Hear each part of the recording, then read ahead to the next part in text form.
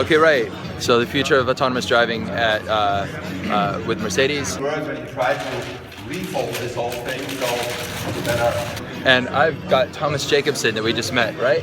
And he's a student. Guys. All right. We were talking about autonomous cars and what we think could be really cool. And he had a really neat idea. Well, the thing is, if all the cars are driving autonomously and you have like windows where you can project new information, Yeah. you can drive by a McDonald's and you can just get the newest promotion, or you drive by an electronics store, you get the newest discount on your, and then you just make a stop and you buy it something. There you go. So all of a sudden the car is a moving advert. Amazing. So you can spend all this money to make some sort of glass where you could overlay imagery as you're driving by, and it tells you the history of where you were. Maybe it shows you a reenactment of a battle or something, and so you can learn about the places you're passing through, or see a virtual advert for the McDonald's coming up.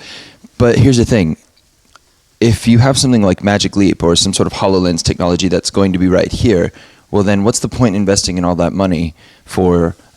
Because if we all end up wearing a lens that will project things into our eye, then there's no need for the glass to be able to do it on the car, because there's already something here that can do the same thing.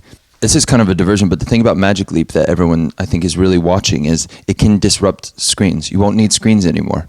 Think about it. If you have something that can project lifelike imagery into your eye where you think it's in the room with you, then you don't have the need for a television on the wall or a computer monitor or a phone in your face. So then you think about autonomous driving, you won't need some sort of screen hybrid glass thing, because you'll just have it sitting in front of your face. And it definitely doesn't stop with the window shield and the car window, but it will really transform all other areas of our private and business life. So what I was yesterday thinking about when I saw with Scott the session on autonomous driving from Dieter Zetsche is obviously this topic of using the time and the space for advertising things and so on, or augmented information about the environment. The other thing is, and this I was really that was personal. I've found really astonishing and already very visionary from Daimler.